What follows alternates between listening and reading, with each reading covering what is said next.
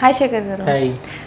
నిన్న big boss చూసిన తర్వాత నాకు కొత్తగా అంటే ఇంతకు ముందు మనం ఎప్పుడు జనరల్గా మణికంఠ కొంచెం సింపతి కానీ లేదు పాపం అతను అందరూ సింపతి అస్త్రం అంటే కావచ్చు, బట్ మనమైతే ఎక్కువ మంది సపోర్టే ఇస్తున్నాం. ఎందుకంటే పాపం అతను ఏదో వీక్లో ఉన్నాడు, ఆడియన్స్ అందరూ ఎక్కువగా సపోర్ట్ చేస్తున్నారు, ఏది హౌస్ మేట్స్ అన్నప్పటికీ. బట్ నిన్న చూసినప్పుడు ఏమో నిజంగా ఏంటి ఇలా బిహేవ్ చేస్తున్నాడు అని ఆయనకు సపోర్ట్ ఇచ్చే ఆడియన్సే ఇలా బిహేవ్ చేస్తున్నాడు, ఏంటి ఇంత ఇన్సెక్యూర్ గా బిహేవ్ చేస్తున్నాడు అనిపించింది మనకు చూసినప్పుడు. మీకు కూడా ఏమైనా అనిపించింది అలాగే? అది మొదటి నుంచి అతనికి ఫస్ట్ వీక్ లోనే ఆ సింపతి అని అన్నారు, నిజంగా రియల్ ఎమోషన్స్ అని అంటే మనకి మరీ మనం ఆ స్టాంప్ లాగా వేసేయకుండా మన ఆ సింపతి అనేది అతనికి ఎంత సింపతి క్రియేట్ చేయాలని చూసినా ప్రతి ఒక్కరూ సింపతి ఎంతో కొంత చూపించాలని చెప్పేసి అని అనుకుంటారు. ఏదైనా సిచ్యువేషన్ వచ్చినప్పుడు దాన్ని ఉపయోగించుకోవాలని చెప్పేసి అని అనుకుంటారు. కానీ అనుకోవటం వేరు, దాన్ని అమలు చేయటం వేరు.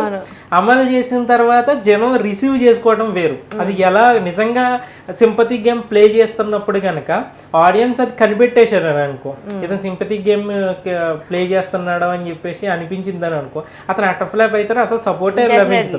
అంటే అతను చూపించే దాంట్లో నిజంగా ఎంతో కొంత రియల్ ఎమోషన్స్ ఉన్నాయి కాబట్టి అయ్యో పాప నిన్నటి వరకు కూడా ఇప్పుడు కూడా ముందు కూడా ఉండొచ్చు. కాకపోతే నిన్న అనిపించిన దాంట్లో కూడా అతను ఎంత ఇన్సెక్యూరిటీగా ఫీల్ అవుతున్నాడు, ప్రతిదానికి ఎందుకు అవసరమైన చోట అవసరం లేని చోట. ఓ పక్కనేమో హౌస్లో ఉన్న యష్మి గౌడ అయితే నిజంగా ఈ వారం కనుక సేవ్ అయితే కనుక ఆమె కనుక ఏం చేసుకుంటారో అన్నట్టుగా అనిపిస్తుంది. ఎందుకంటే అంత ఏడుపు ఆ మణికంఠ మీద అసలు ఎలా సేవ్ చేస్తున్నారు అని అంటే నీ ఆటను వాడటం మానేసి ఆ సేవ్ చేస్తున్న ఆడియన్స్ తప్పు పడతా కనిపించారు నిన్న స్టార్టింగ్ లో కూడా. 5 వారాలు అతను ఎలా సేవ్ చేస్తున్నారు ఉండిపోయింది. అసలు హౌస్ లో ఉన్న వాళ్ళకి ఎవరినైనా తప్పించాలి అని అనినప్పటికీ మణికంఠ పేరు తప్ప వేరే నిన్న కూడా మొన్న టాస్క్ లోని తర్వాత నిన్న ఎవరిని తప్పించి అర్హుడు అనర్హుడు అనే కాన్సెప్ట్ వచ్చిందని అంటే రెండో ఆలోచన లేకుండా మణికంఠ వైపు వెళ్ళిపోతున్నారు.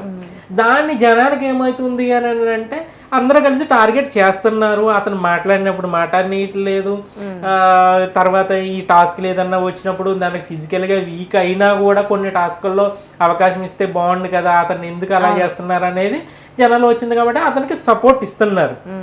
కానీ నిన్న అయితే అతను ఫస్ట్ నబీల్తో గొడవ అయితే మరీ సిల్లీ గొడవలాగా అనిపించింది. అది అసలు ఇప్పుడు సామాన్ పట్టుకుని వెళ్ళాడు అదంటే నిజంగా గొడవ ఉంటే నీకు గొడవ పెట్టుకుని ఉంటే యాక్సెప్ట్ చేయొచ్చు, అక్కడ కారణం ఏమీ లేదు, ఇద్దరు కలిపి పెట్టుకున్నారా బుట్ట పట్టుకున్నా దాన్ని నువ్వు చెప్పాలా అని చెప్పేసి అని అంటే అతను పర్సనాలిటీ కూడా ఇవన్నీ కూడా మనం ఏదైతే అతను లైఫ్ స్ట్రగుల్స్ ఫేస్ చేశాడు, భార్యకి దూరం అయ్యాడు, లేదంటే కూతురికి దూరం అయ్యాడు, తండ్రికి దూరం అయ్యాడు, ఇంట్లో నుంచి వచ్చేసాడు, వీటన్నిటిని కూడా ఇతని తప్పు కూడా ఉన్నదేమో అని అనిపిస్తుంది. ఎందుకంటే అతను బిహేవియర్ చూస్తుంటే ఇప్పుడు ఎవరన్నా ఏదన్నా చెప్తుంటేనేమో నాకు చెప్పొద్దు అని అంటున్నాం.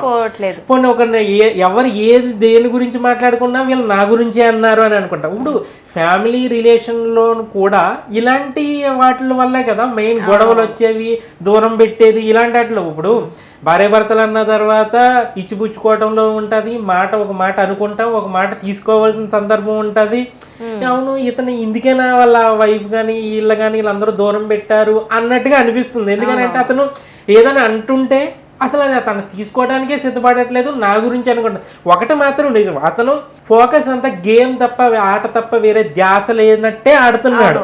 కానీ దాన్ని ఎంతవరకు చేయాలి, ఎంతవరకు తీసుకోవాలి, ఇప్పుడు నువ్వు ఒక్కడే ఆట కదా అక్కడ, నువ్వు ఒక్కడవే. ఇప్పుడు అతను మొదటి నుంచి కూడా వైల్డ్ కార్డ్ నాపేయాలి అని అంటే నీతో పాటు మిగతా వాళ్ళు కూడా ఉన్నారు కదా.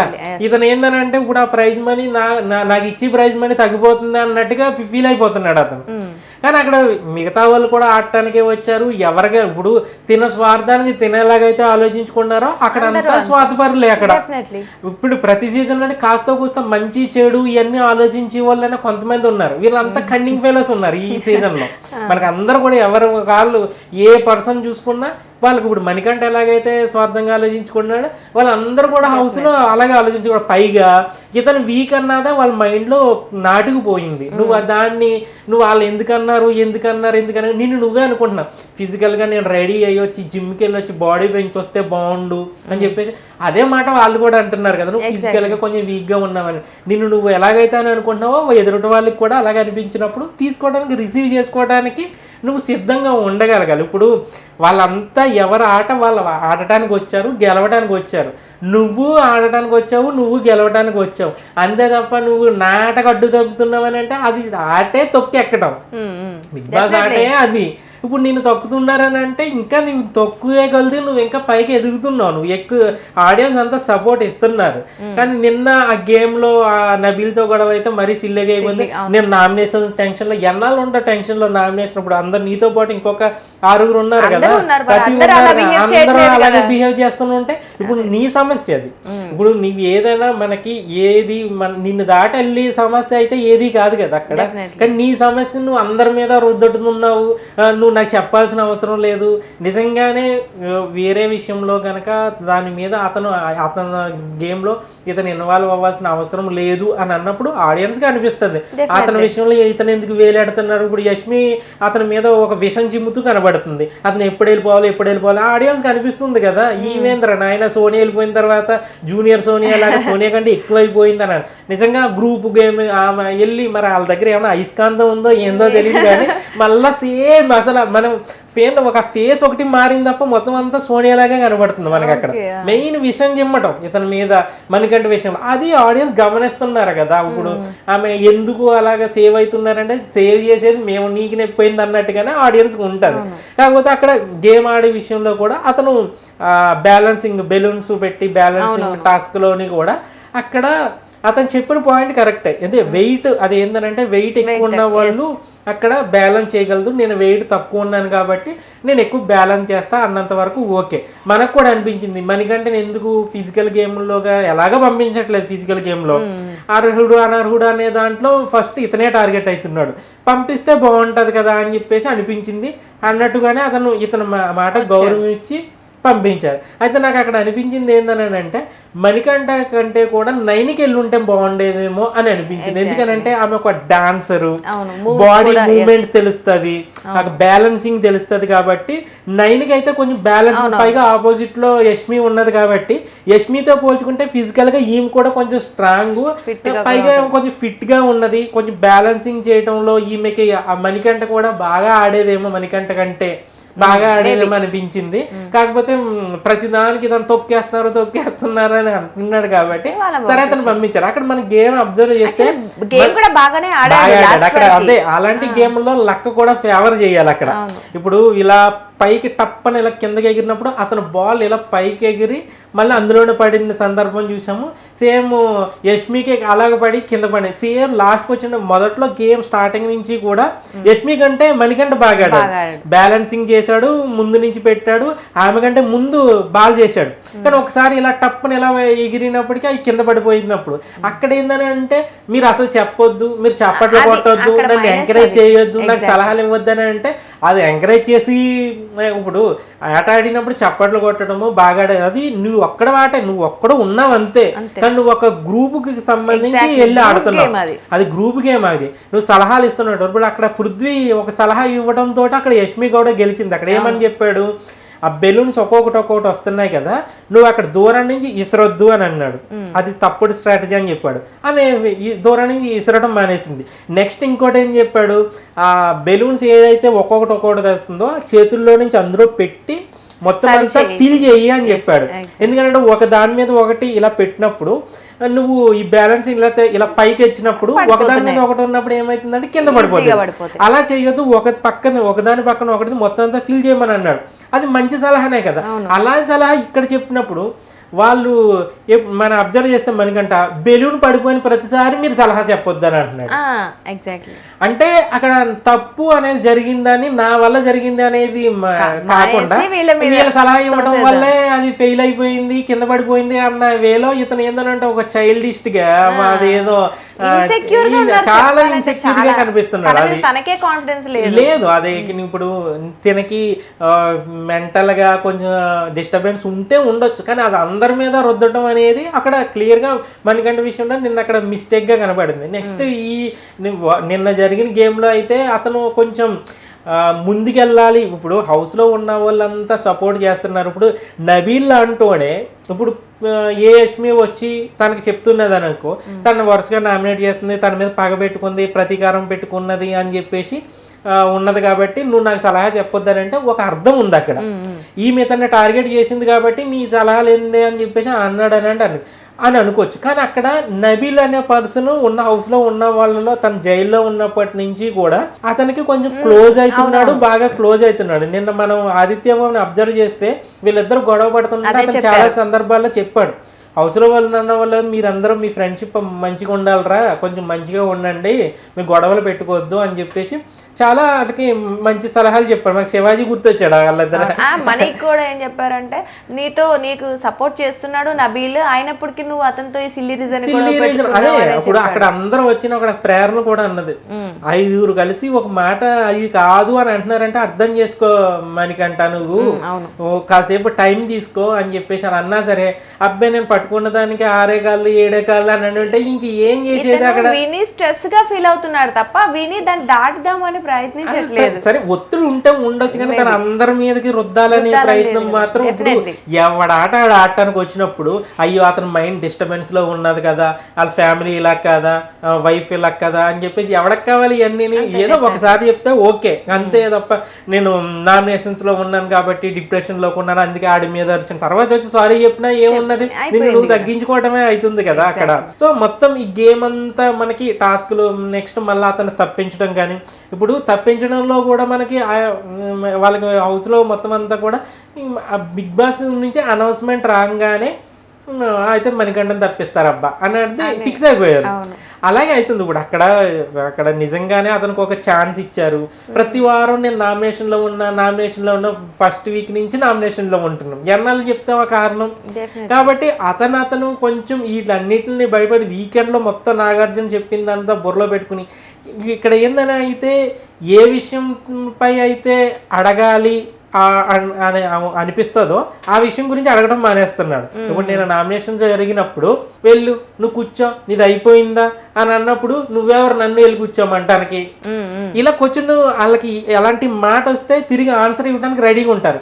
ఓకే ఓకే అని చెప్పేసి కొన్ని విషయాల్లోనేమో కావాలని కూల్ అయిపోతున్నాడు. నువ్వేం చేస్తావురా ఏం చేస్తావురా అని అన్నప్పుడు అలాంటి విషయంలో కదా నువ్వు రేజ్ అవ్వాల్సింది.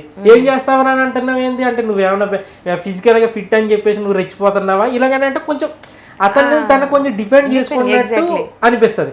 అంటే మాట్లాడాల్సిన విషయంలోనేమో మాట్లాడలేదు, ఇలాంటి సిల్లీ రీజన్స్కి మాట్లాడే దాంట్లో ఉన్నది. ఇంకొకటి ఏంటంటే అతను ఎంత అంటే బిగ్ బాస్ అనే అతను మొదటి నుంచి మణికంఠ మన ఫస్ట్ ఎపిసోడ్ అప్పుడు చెప్పుకున్నాం, మణికంఠతో ఏదో చేయాలని ఫిక్స్ అయ్యాడు బిగ్ బాస్ అని. కాబట్టి ఎక్కడ ఏ ఫ్రేమ్లో చూసినా మనకి మణికంఠ వాయిస్ అయితే గట్టిగా వినపడుతుంది మనకి. అతన్ని ఏమీ లేకపోతే తీసుకొచ్చి సంచాలక్కనైనా పెడుతున్నారు, గేమ్లో ఆట నుంచి తప్పుకున్నారని అంటే తీసుకొచ్చి సంచాలక్క పెడుతున్నారు. అతను హౌస్లో ఉన్న వాళ్ళు మిగతా వాళ్ళతో అందరితోటి పోల్చుకుంటుంటే ఏదో ఫ్రేమ్లో మణికంఠ అది మనకి కనిపిస్తూనే ఉన్నాడు. సో ఇది కంటిన్యూ చేస్తారు. మణికంఠ విషయంలో బిగ్ బాస్ ఒక ప్లాన్ ప్రకారమే ముందుకెళ్తున్నాడు. ఆ ఫుటేజ్ ఇవ్వటంలో కానీ లేదనంటే అతను గేమ్ అంటే బిగ్ బాస్ ఇవ్వాలని అనుకోవటం వేరు, అతను అనుకున్న దానికి ఇతను రియాక్షన్స్ ఇతను ఆట తీరు ఇదంతా వేరుమాట. అతను అనుకున్నంత మాత్రాన్ని ఇక్కడ జరిగిపోతుంది. కాకపోతే అతను బిగ్ బాస్ ఏదైతే మనం మణికంఠతో కంటెంట్ క్రియేట్ చేయాలి అని చెప్పేసి ముందు నుంచి ఫిక్స్ అయ్యారో దానికి డబుల్ డిజిట్ తోటి ఇతను ఇస్తున్నాడు కంటెంట్. అదే అది ఎలాగ సింపతి లాగా ఇప్పుడు మనం ప్రోమో చూస్తుంటే మణికంఠని ఎవరైనా టార్గెట్ చేస్తారంటే కింద మణికంఠ అని చెప్పేసి వస్తున్నాయి. అంటే అక్కడ బిగ్ బాస్ ప్లాన్ అయితే సక్సెస్ అవుతుంది. సరే అతను సింపతి డ్రామా అనుకోండి లేదంటే వేరే అనుకోండి వేరే. ఇప్పుడు మణికంఠ యష్మి మధ్యన ఇద్దరి మధ్యన గొడవ అవుతుందంటే ఆమె విషంగా అక్కుతుంది అని అంటే ఆటోమేటిక్గా కింద మణికంఠకి సింపతి వర్కౌట్ అవుతుంది కాబట్టి కింద అతనికి పాజిటివ్గా కామెంట్లు వస్తున్నాయి. అతని గేమ్ వరకు అతనికి ఆడియన్స్ నుంచి ఎంత సపోర్ట్ ఇవ్వాలో ఇస్తున్నారు. కానీ నువ్వు దాన్ని ఎంతవరకు దాన్ని ఉపయోగించుకుంటావా అని చెప్పేసి మరీ మనకి చిరాకు వచ్చేస్తుంది. నువ్వు నువ్వు ఎందుకు నువ్వు నిన్న గేములో అయితే అసలు మణికంఠ అసలు నచ్చనే లేదు నిన్న అసలేని. అతను ముందు కూడా ఇలాగే గేమ్ అయితే ఆటోమేటిక్ సగం మంది వరకు జనాలకి ఏంది ఇతను ఇలా బిహేవ్ చేస్తున్నాడు. సరే నువ్వు నిజంగానే ఇప్పుడు అవతల ఆపోజిట్ లో నబీల్ కాకుండా యష్మి ఉన్నది అనుకో, గట్టిగా అడుగు, అప్పుడు బాగుంటుంది. నిఖిల్ ఉన్నాడు అనుకో, గట్టిగా అడుగు, బాగుంటుంది. అంతే తప్ప నీ మంచి కోరుకునేవారు. ఇప్పుడు అతని మీద ఆల్రెడీ ఒక ట్యాగ్ అయిపోతాడు కదా, ఆల్రెడీ ఒక ట్యాగ్ పడిపోయింది. ఇప్పుడు ఏదైతే నిన్న నిఖిల్ ఎటకారంగానే అనొచ్చు కానీ అదైతే పాయింటే కదా. అరే ఆడు ఎవరితో అయితే మంచుకుంటున్నాడో వాళ్ళని నామినేట్ చేస్తున్నాడు అని. వేరేలేండి, ఆమె హార్ట్ బ్రేక్ అయ్యింది అని ఇప్పటికి జనాలకు అర్థం కావట్లేదు. ఇప్పుడు ఆమె అతనితోటి ఏమంత క్లోజ్ ఉన్నది అనేది ఇప్పటికీ అర్థం కావట్లేదు. నిజంగా ఆ రోజు అసలు ఇప్పుడు యష్మి అంత ట్రూ ఫ్రెండ్షిప్ గా మణికంఠతో ఉన్నదా అని ఆమె చెప్తేనే కానీ మనకు తెలియట్లేదు.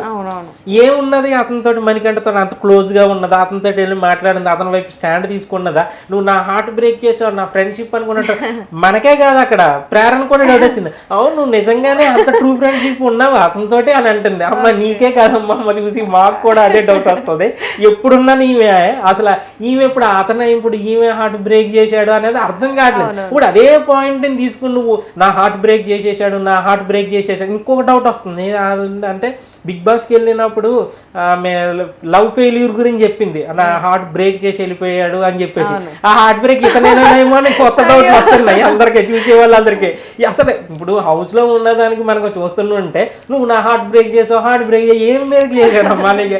అక్కడ హౌస్ లో ఉన్న ఆమెకి డౌట్ వచ్చినాడు, ఆడియన్స్ కూడా అనిపిస్తుంది నువ్వు అది సిల్లిగా నువ్వు నాకు నువ్వంటే నచ్చట్లేదు. ఓ పక్కన మనకు కనబడుతుంది క్లియర్గా అతనంటే ఇవి నచ్చట్లేదు, ఆ విషయం కక్కుతా ఉన్నది అని చెప్పేసి మనకు క్లియర్గా అర్థమవుతుంది. కానీ నువ్వు దానికి కరెక్ట్ పాయింట్ నిజంగానే ఇలాంటి పాయింట్లు అతను ఇలా చేశాడు నన్ను ఇలా చేశాడు నాకు అది నచ్చలేదు అని గేమ్లో ఇలా చేశాడు కాబట్టి ఏమీ లేకపోతే నాగార్జున మొన్న ఒక అస్త్రం ఉంది కదా, నాగార్జున మొన్న నిన్ను తిట్టాడు కాబట్టి అదే విషయం మీద నేను నామినేట్ చేస్తానని చెప్పేస్తే గొడవ వదిలిపోతా. అంతే తప్ప నువ్వు నా హార్ట్ బ్రేక్ చేసావు అని అంటే ఎందుకు చేశాడు ఏం బ్రేక్ ఉన్నది అనేది ఇప్పటికీ ఎవరికి అర్థం చెక్కట్లేదు. అది అసలు వాళ్ళిద్దరు ఫ్రెండ్షిప్ నిజంగానే ఇప్పుడు నబీల్ తోటి కొంచెం క్లోజ్గా ఉంటున్నాడు మణికంఠ. నిజంగానే నబీల్ అనే అతను క్లోజ్గా ఉన్నాను నన్ను నామినేట్ చేశాడు కాబట్టి నాకు బాధ కలిగింది అని అంటే మనకు కొంచెం కనబడుతుంది మాట్లాడేది ఇది కూడా.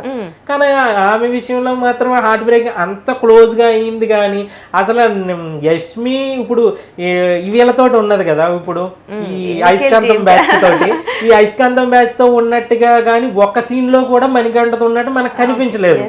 ఒకవేళ నిజంగా అలాంటి సిచ్యువేషన్ లో ఇప్పుడు పృథ్వీనో లేదంటే నిఖిల్నో నా హార్ట్ బ్రేక్ చేశారు వీళ్ళతో బాగున్నాను కానీ వాళ్ళు నన్ను నామినేట్ చేశారని అంటే అవును వాళ్ళతో నిజంగానే అంత మంచిగా కనబడింది కదా, ఎప్పుడు అర్ధరాత్రి అయినట్టు ముచ్చట్లు పెట్టింది, పాపం సోనియా ప్లేస్ ని రీప్లేస్ చేసింది అసలు అని ఇలాగ అనుకునేవాళ్ళు. కానీ ఇతను మణికంఠ విషయానికి వచ్చినట్టే హార్ట్ బ్రేక్ చేశారని అంటే ఎవరికి అంత చేయట్లేదు. నెక్స్ట్ ఇతను కూడా మణికంఠ కూడా నిన్న వరుసగా మనం చూస్తే అతను వీక్నెస్ మైనస్ పాయింట్లు నేను చూస్తే అతనికైతే నేను ఎలిమినేట్ అవుతాను అన్న దాంట్లో అయితే అతను పైకి ఏదో అంటున్నాడు కానీ సేవ్ అవుతానన్న కాన్ఫిడెన్స్ అయితే అతనిలో ఉంది. ఎందుకనంటే వరుసగా నామినేట్ అవుతూ వస్తున్నాడు, సేవ్ అవుతూ వస్తున్నాడు. పైగా నిన్న అతను జైలు నుంచి బిగ్ బాస్నే కోచింగ్ చేశాడు. ఆల్రెడీ నన్ను ఆడియన్స్ సేవ్ చేశారు, నువ్వు మళ్ళీ ఈ బత్తాపరం బ్యాచ్కి మళ్ళీ వీళ్ళు నిర్ణయం ప్రకారం మళ్ళీ నన్ను తీసుకొచ్చి మళ్ళీ నన్ను డేంజర్ జోన్లో పెట్టడం ఏంది, తీసుకొచ్చి జైల్లో వేయటం ఏంటి. ఒక రెస్పెక్ట్ అంటే ఆడియన్స్ ఓట్లకి మనం రెస్పెక్ట్ చేసినప్పుడు నేను ఆల్రెడీ సేవ్ అయ్యానని చెప్పాలి కదా, మళ్ళీ తీసుకొచ్చి వీళ్ళంతా కలిసి నేను అన్ఫిట్ అని అంటున్నారు. కానీ ఆడియన్స్ ఏమో నేను బాగా ఆడుతున్నాను చెప్పేసి నన్ను సేవ్ చేశారు కదా అని చెప్పేసి కరెక్ట్గా పాయింట్లు పెడుతున్నాడు. అతను ఆట కూడా వైల్డ్ కార్డులు ఎవరు వస్తున్నారు ఎవరు రావచ్చు క్యాలిక్యులేషన్స్ అన్ని హౌస్ లో ఉన్న వాళ్ళందరికంటే కూడా గేమ్ మీద గట్టిగా దృష్టి పెట్టి ఆడుతున్నది ఎవరంటే మణికంఠ.